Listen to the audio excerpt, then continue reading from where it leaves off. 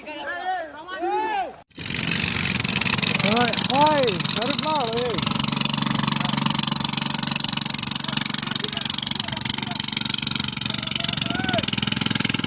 نسا نسا نسا وين الساعة؟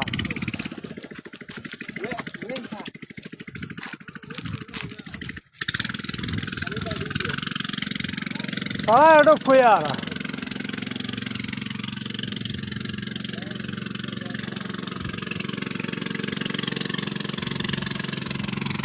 کم بچه او کم رور زمون سین ته راځي دا سیفټي جاکټ دی په 1500 روپۍ کېږي.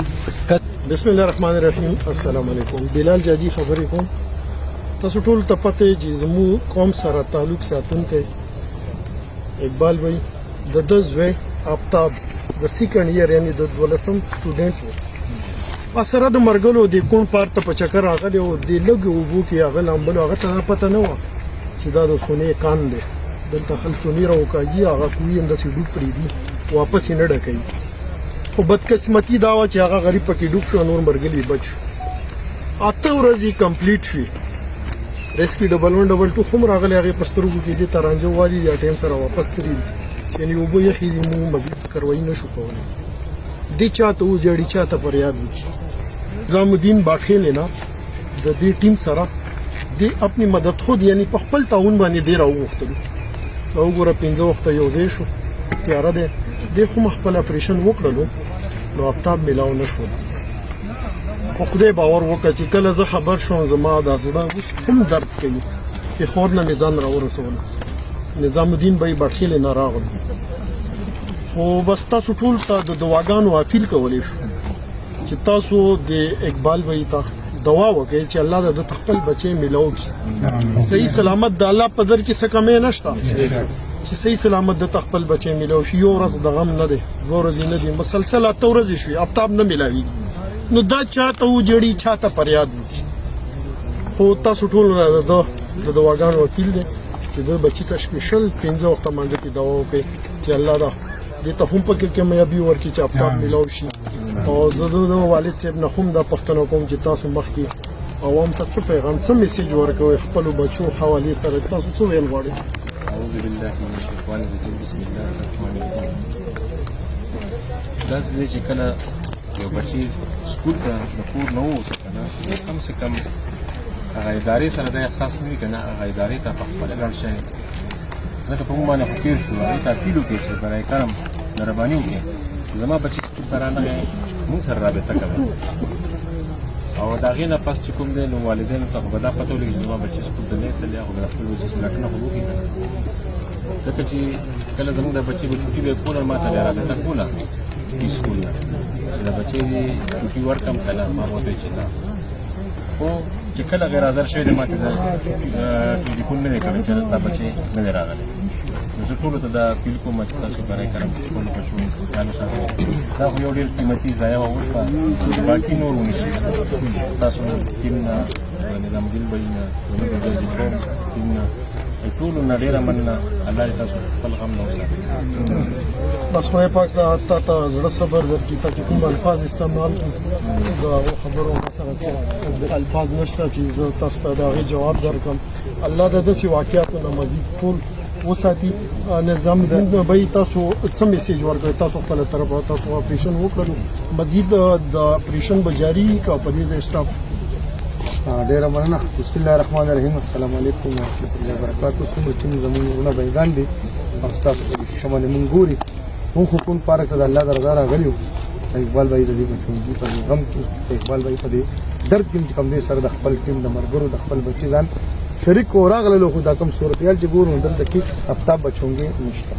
که چېرې وي نو نن ادارې اوومه اتمه ورځ ده وختي به دې اوبو چې کوم دی سر ته کړی دی.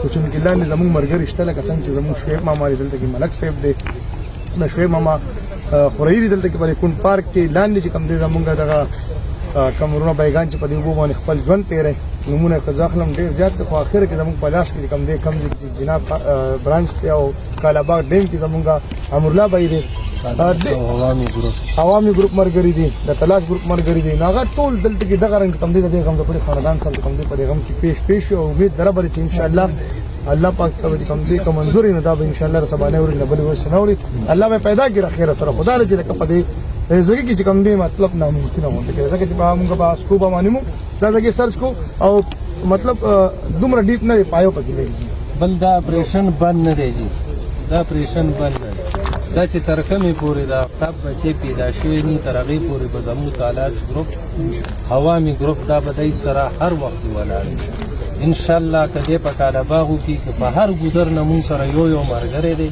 او انشاءالله چې تر کومې راوتې ني تر هغې پورې به مونږ دی سره ولاړ یو انشاءالله.